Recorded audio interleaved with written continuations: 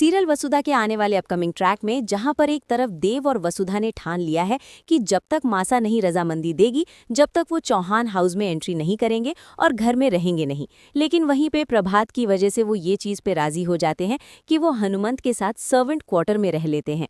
लेकिन जब वो सर्वेंट क्वार्टर में जाते हैं और हनुमंत से कहते हैं कि जब तक देवी हुक्म नहीं मानती तब तक हम आपके पास रहेंगे, लेकिन हनुमंत भी उनके मुंह पे दरवाज़ा बंद कर देता है और कहता है कि जो अपनी देवी हुक्म के लिए लॉयल ने रहे हैं मैं उनको नहीं रखूंगा अपने साथ।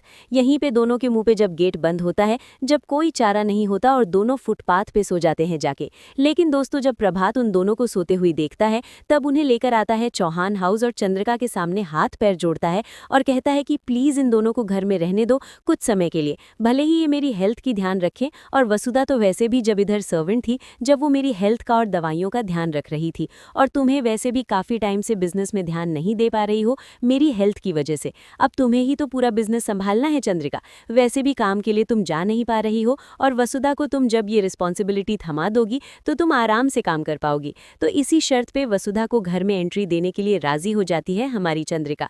तो फाइनली ही देव और वसुधा वापस चौहान हाउस आते हुए नजर आएंगे।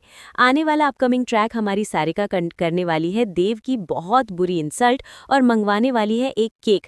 क्यों? क्योंकि हमारा जो देव है वो एक डिलीवरी बॉय है। अब जब सारिका केक ऑर्डर करती है तो देव से ही डिलीवरी बॉय बनके केक आता है। अब जब देव आता है तो सारिका एक्टिंग करती है और कहती है कि देव तुम डिलीवरी बॉय हो, और घर पे बहुत बुरी तरीके से उसकी इंसल्ट करती है और उसको पैसे फेंक कर देती है। वहीं पे वसु इस बात से बहुत रोती है और परेशान हो जाती है। घर में मातम का माहौल चल रहा है और घर में वैसे ही परेशानियां हैं। लेकिन दोस्तों, आएगा सीरियल में बड़ा ट्विस्ट, इंतजार करिए आप, क्योंकि चौहान हाउस में फैलेंगी बहुत सारी बातें और आएंगे कुछ नए लोग। देखते रहिए सीरियल वसुधा।